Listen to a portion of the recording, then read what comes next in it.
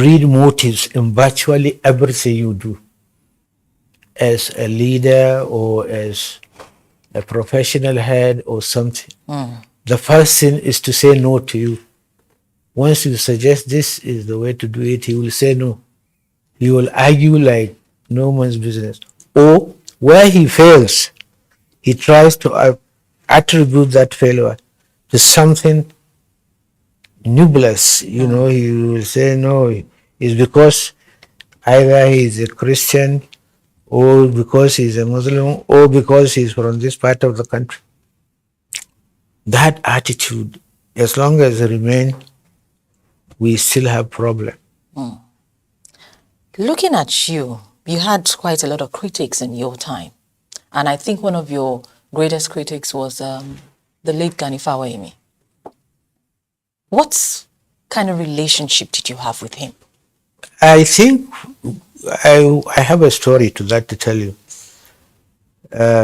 But as far as criticism is concerned, the best critic I knew in this country was a man called Professor Awojobi.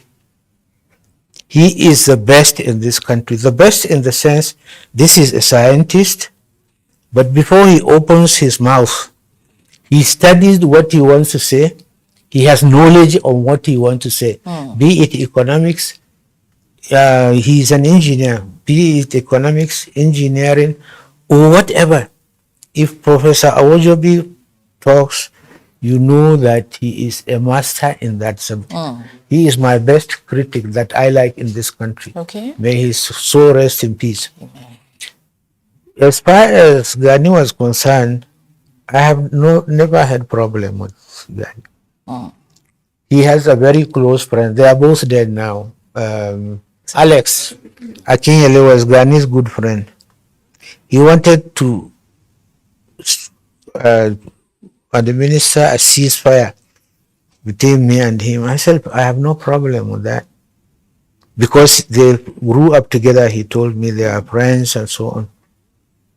And I said, okay, I'll arrange a time. Let's meet and sit down and see whether we can find an area of common understanding. He tried it. He agreed. Then last minute, he called him. He said, no, I'm not coming to see him. He said, why? He said, well, they will say he has brought me over. He did this, he did that. So he apologized to Alex. And I said, Alex, yes, I would have been surprised if he allowed you to bring you to me. Because I'm glad he knows that Nigerians could easily misread him and will tarnish his hard-earned respect in the country. So because he's afraid of what Nigerians will say, he decided he will not have that meeting. And I don't grudge him for that because that is the society in which he operates. Moving on with this conversation was your relationship with the late General Sani Abacha. I know that you guys grew together in the military. And, well, I want to believe that perhaps you were friends till death. We were the best of friends. Till death? Yeah.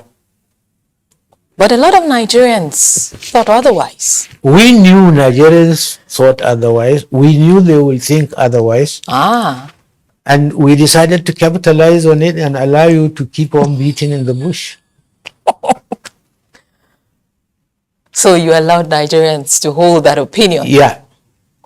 If that pleases them.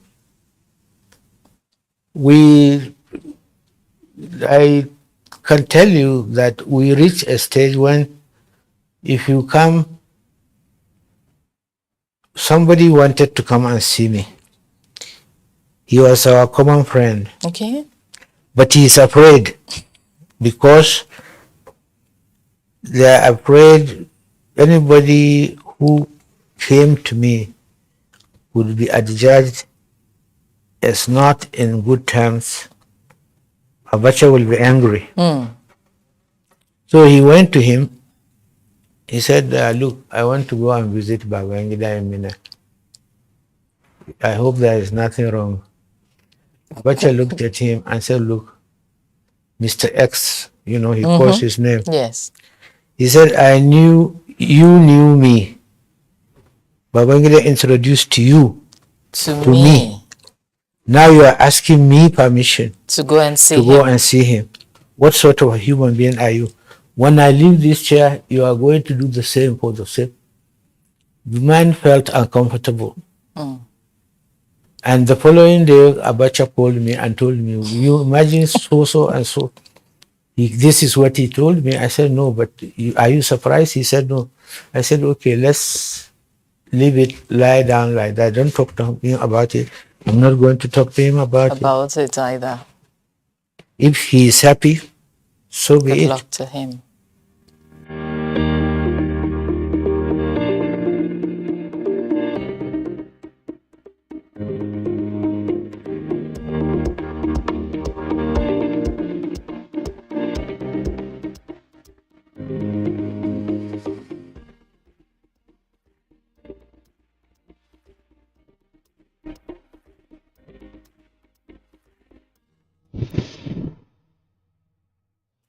At a time, you were referred to as the evil genius.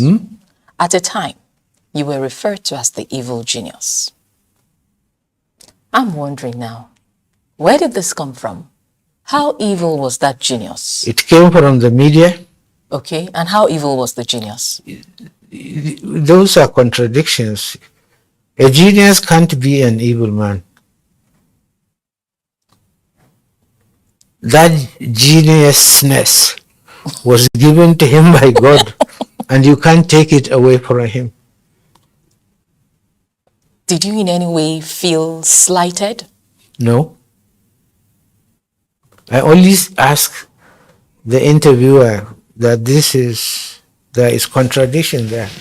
Evil and then genius. So it's up to you to go and reconcile the two and see if you can change your perception. So far, nobody has. Let's take a trip down memory lane. Much as, yes, you rose to the height, the greatest height in Nigerian military, I know that you would have some fond memories of your time in the military. Do you recall of one or two in particular that when you look back, you say, oh, I had a good time in the Nigerian military? An event or something? Anything.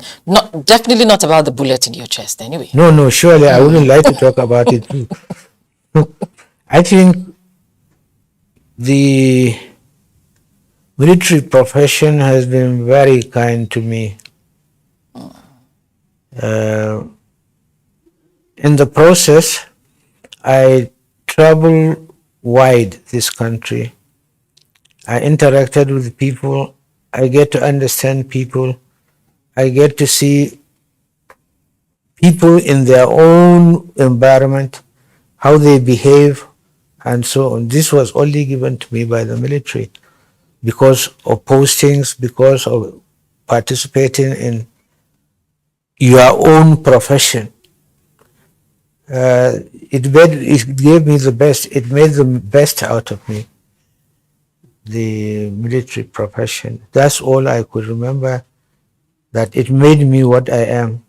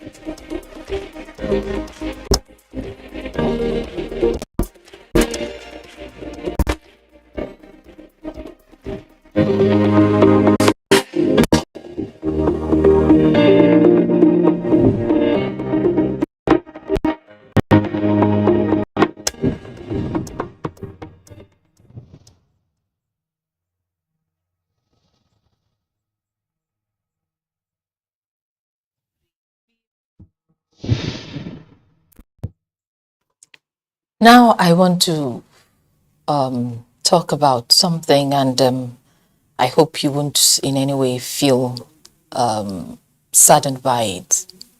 I've never met you. This is my first time, so I will still commiserate with you, even though it's been quite a while, on the death of your wife, Hajia Mariam Babangida. May her soul continue to rest. Amen. What kind of a woman was she?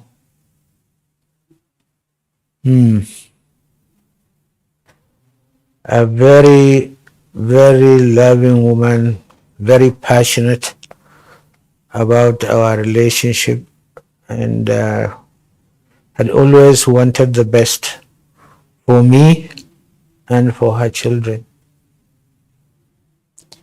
You had a lot of military postings. Of course, as a military man, you'll go from one formation to the other. But somehow she was able to hold the home front together. Your children have turned out very well. And I'm not sure that at any point in time I've heard of any vices that have been associated with your children. What was it? What do you think it was in her that was able to manage the situation and the home front? I think her sense of discipline. She's fairly very strict on matters that touch on family life and human relationship with people. What she wanted for her children, she wants the same for other children. And but as far as I'm concerned, I think she understands me, because it's one of the conditions I put jokingly before her before we got married. You have to accept me for what I am and for whom I am. I wouldn't pretend to do anything new to please you. So she understood that, and that worked very, very well. I will tell you a story that will make you laugh.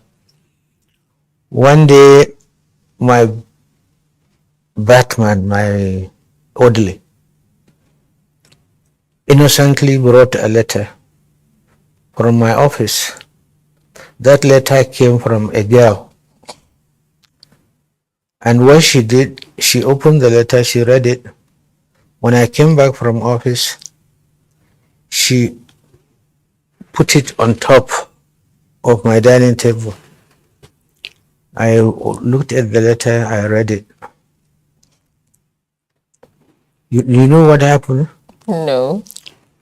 Once I knew it was the wrong letter, I told her, I said, look, I'm sorry, this letter should not have been here in the first place. The boy I had is a new one. The old boy knew the letter to bring home. This one is just new. So I didn't teach him well. She smiled. She said, I am a crook. I said, but it wouldn't happen again. I will tell the boy he should do it like other boys are doing. If they see wrong letters, they will leave it in the office. Mine, you can bring it. House, you can bring it. And it took a woman who understands my way of life to even forgive me. So I always admit when I'm wrong, I told her, yes, I'm wrong. You are right here. But what she doesn't believe that, she says, my mother-in-law was the one who spoiled me. I was always right as far as my mother-in-law is concerned. She is wrong, I'm always right. And I don't take advantage of that much. Yes. But when I see that she is not getting agreeable with what I'm saying, if I take it to the mother-in-law, she supports me, and I tell her, you can go to Good.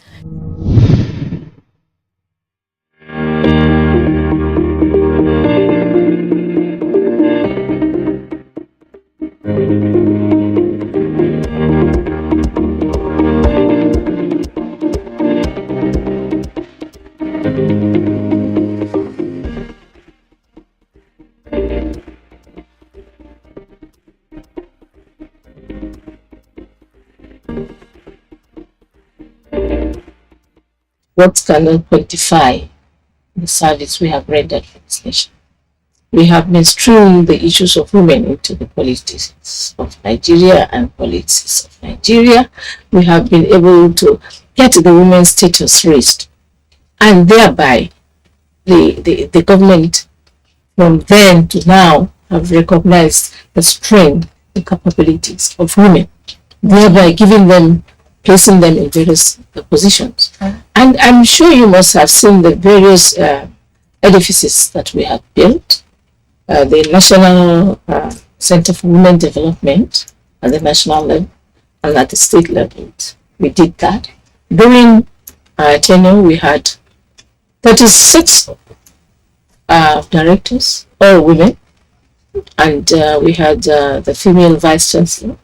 So from the beginning, it was a big struggle, and as we went on, people got to understand, people got to participate, people got to recognize our efforts, and thereby, glory to the Better Life program. I think you are all enjoying our work. She was a simple woman, but a woman of class, and she brought that touch of class and glamour to the office of the First Lady. She turned that office around completely, so much so that what subsequent First Ladies have enjoyed, the foundations were laid by her. The level of importance, the level of intelligence that's attributed to that office. How was she able to do that, even with you being in the military and facing Nigeria squarely? Well, I think the other thing,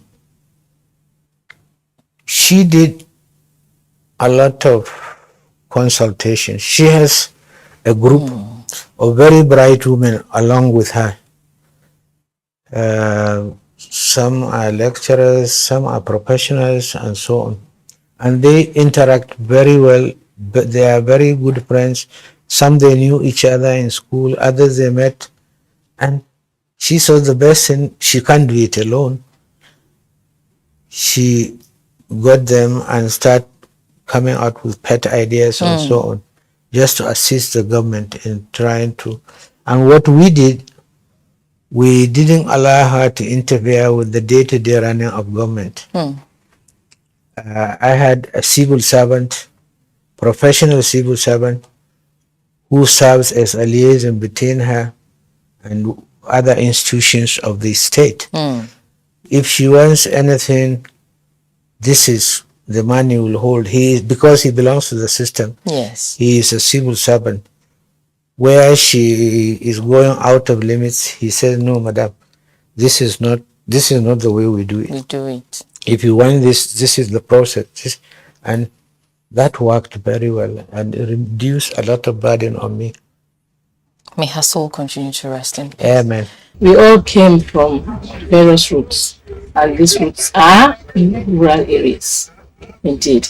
Of course, you have the rural settings. From the rural settings, the development came in. and it became towns, cities. You know, having had that kind of feel, that experience of a rural setting, not that rural though, and maybe I have a very kind of special feelings to help the women, knowing very well how much burden they carry, knowing very well that they need to know, they need to be educated, they need to participate, they need to have good things of life. With all this in my mind, and when God brought my husband to the position of being a president, I said, oh, thank God I have this chance now to address the issues of these rural people. And that's what we did. We gathered like minds to do this program in alleviating the sufferings, poverty level of our people. General Ibrahim Badamas Babangida, yes, you're retired, but from the look of things, not tired. I mean, I know that there are hordes of people waiting out there to see you, even as I'm taking this time with you. How do you carry on? I mean, how do you get along with in your day-to-day activities? By trying to have timings for everything and regulate it and stick to it. But it's not easy to keep to those timings. By nature, I like sitting down with people, having discussions, chatting, and so on and so forth. And that keeps me going. But like you rightly observe, getting old. I must say, you wear your age well, because you don't look it. Thank you. You're welcome, sir. Now, before I let you go, there's this thing that has always been in my head, and somehow I came in here today and saw a different look. All of these times I've heard about your home, it's been said to be a mansion that contains like 300 rooms and all whatnot. And I came in, all I see is corridors, living rooms, and... Just like any other. Yes. So I'm wondering, where did that come from? I don't know. Somebody asked the same question. So I told him, there are no 50 rooms in this house. He laughed. I said, but if you want, I can let you go. People will take you. You will find there is only enough rooms for me, my wife, and children. That's all. So it's perception. This is what we were talking earlier about the Nigerian. If you say there are 5 rooms here, I say no, it's 500. And you can swear that he counted the 500. That's a typical Nigerian. Well, I must say it's been an honor spending this time. And I will also want to ask you, please. Are you any relation with Adeniji Adele? Very much so, sir. You are part of that family? Yes, sir. I will shake you. Thank you very much, sir. Please sit down. Thank you, sir. When I heard the name, I said, no, this rings. Are you in politics? Did you go into politics? No, just the broadcaster. I just like sitting in front of the camera and talking to people like you. But you come from a very influential family. Thank you very much, sir. Yeah. Thank you. You know, I know Lagos very well. Yeah, I know. You are a small girl at that time. In fact, when I was in secondary school, because I schooled in FGC Mina here. Is it? Yes, that was when I got my first physical glimpse of you. Well, so you are a citizen of Mina. You can say that. But if they tell you are from Mina, you will break somebody's head, is it? No, why should I? Because you are a Nigerian. No. It doesn't work like that. It's been an honor spending this time with you on Executive Discuss. Thank you so much, sir. And well, we wish you the very best. Thank you. Appreciate it. Thank you, sir.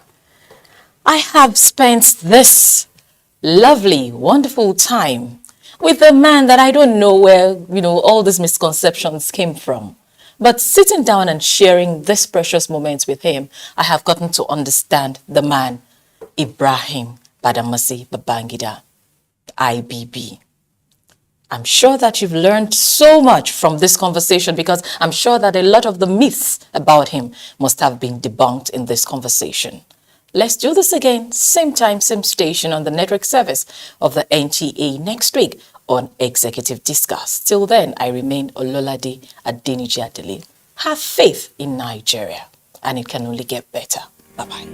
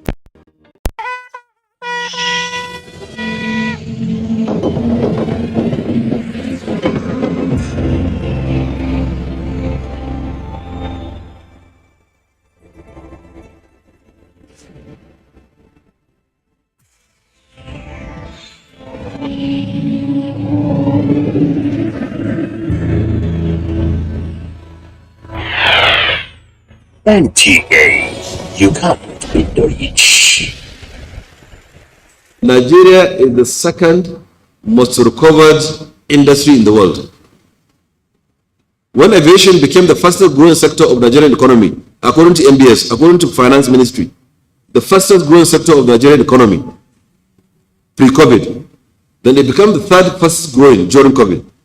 Today, according to ACI, Airports Council International, that we are recovered at 110% of pre-COVID numbers. So it's only Colombia at 115%. We are at 111% recovery. Because what? Because we are proactive and we develop the protocols early enough, ahead of the initial ICAO recovery task force publication. The protocol document was shared with regional and international organizations with positive feedback. This message is brought to you from the Federal Ministry of Information and Culture. Hello, I'm Rebecca Zamek. I'm a makeup artist and welcome to Do It Yourself. Today I will show you how to get extremely creative with those eyes for a red carpet event. Here is my box, and I always have a small pot to put some little things that can't go into the box. This is my bid for my clients. When you fly the tray, I have various makeup items.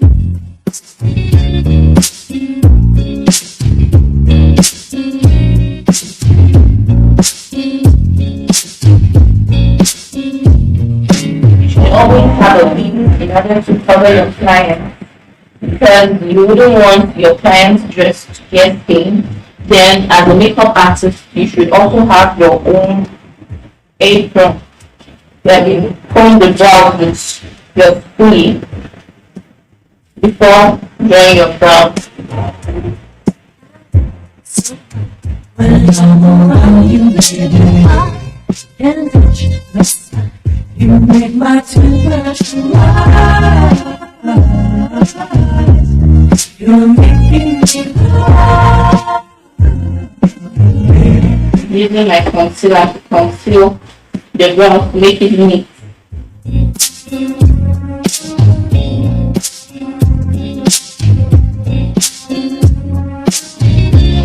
Concealing the top parts now.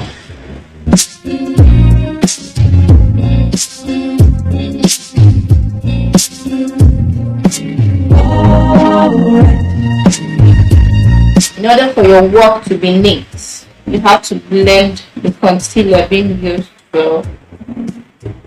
the brow, because we'll be working on her eyes, so I wouldn't want any obstruction or concealer. So I'm doing a smoky eyes to pop out her eyes, and I'm doing glitter smoky eyes on her. So I don't have the glue now, so the tape. So you can make do of masking tape at the edge of her eyes when we don't have the tape. And place it across this way. Make sure my glitter stick. This is an eye cream.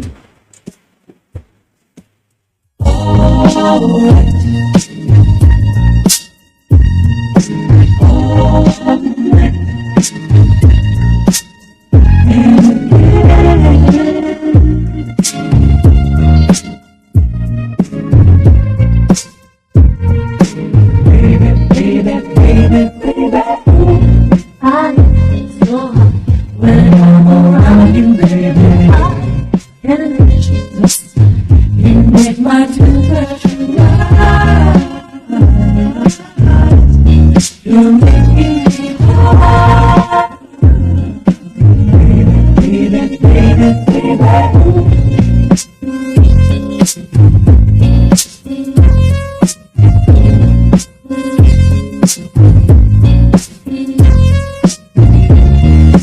I want to take off the glitters that are already on her lashes. So I use my mascara to take them off.